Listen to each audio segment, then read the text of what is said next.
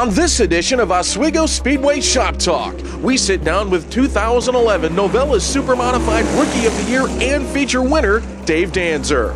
And while the Danzer and Sharkey family has been around the Speedway for years, young Dave actually got his start at the Syracuse Mike Rod Club. I started racing open wheel Mike Rods when I was 13 years old at Syracuse. The Mike Rod was fun. It was actually a lot harder to drive.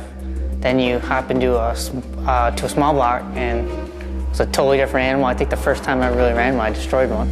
With the transition from Mike Rod racing to the small block Supermodified division at age 16, both Danzer and team found themselves in a bit of an uphill climb. I think our car was a little outdated. I think that really played a big factor. I mean, when you're competing against guys like Russ Brown with up-to-date stuff, we just couldn't really compete. I mean, we had the motor, we just couldn't find the handle on that whole car we had. Despite a handful of years of ups and downs in the SBS class, Danzer and family finally got over the hill, winning their first feature event at Oswego Speedway in 2008, which served as a tremendous confidence boost to the young driver. It really was, especially for the family. I mean, we tried really hard. I mean, I think that win meant a lot more than the Super win did, just because that was our first ever win. It felt really good.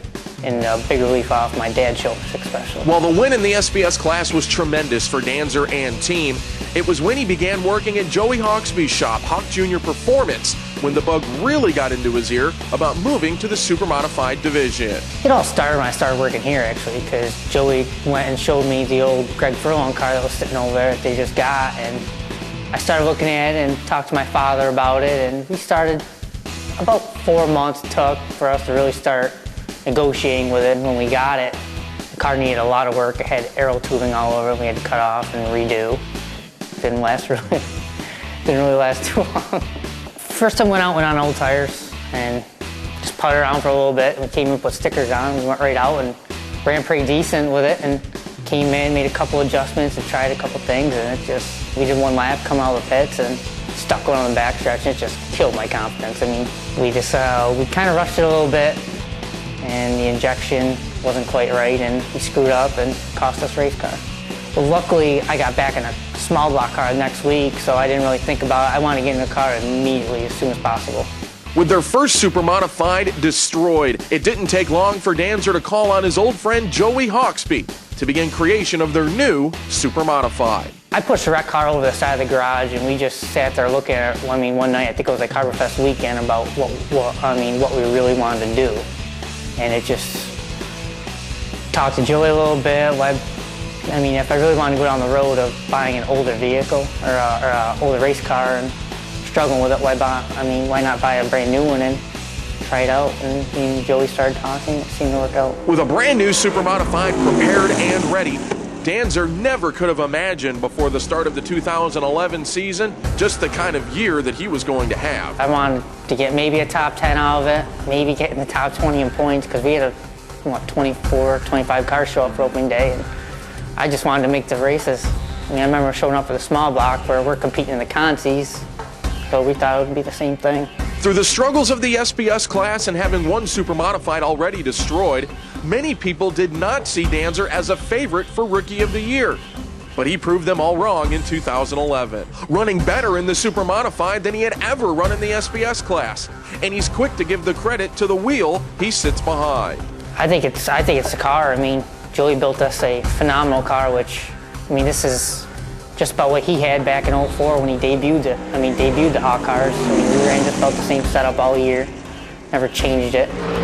And with Greg Furlong helping me out every week I'd come in and he'd sit there and give me tips about what to do, how to pass, how to set somebody up. And it just really sunk all in, and we struck the nail on the head pretty good. And as Danzer's confidence continued to climb behind the wheel of a Supermodified, it was by midsummer that he finally realized he may have a chance to go to victory lane. Probably the week after King of Wings, when we started 6th, and we got all the way up to 2nd after lap 2. And then Graham broke and we took off. The car was really good that night, and we ended up breaking a mag that night. That probably cost us a feature win earlier in the year. But just over 1 month later, Danzer would realize his dream, and he recalled that night for us. It was really long. I mean, we had a red flag. I was coming down the front stretch to take the checkered flag, and they were waving it, then they pulled it back and threw the caution because Holbrook blew his motor in turn 3, and I was all good until red flag came out and Joe Goza came up and gave me a wave.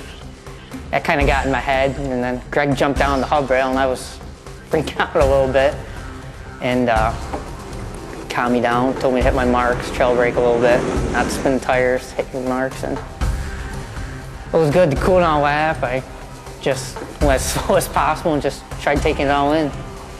It's a big relief. And to top it off, just 1 week later, Danzer would take 4th in the Budweiser International Classic 200. So which result was better?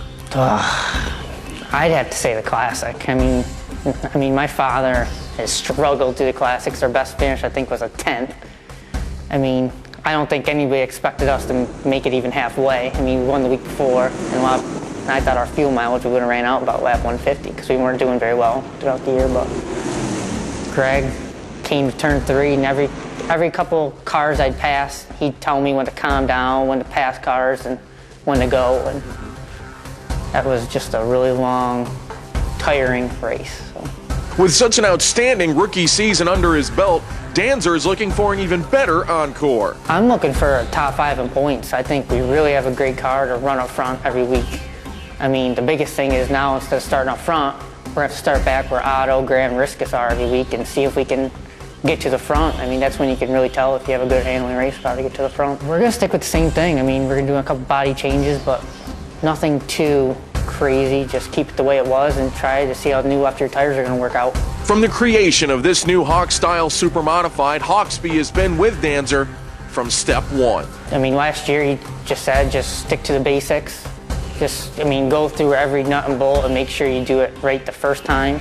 And we never overlook anything, and he's just a phenomenal car builder, really. He really is. To get me in victory now, everybody is still shocking.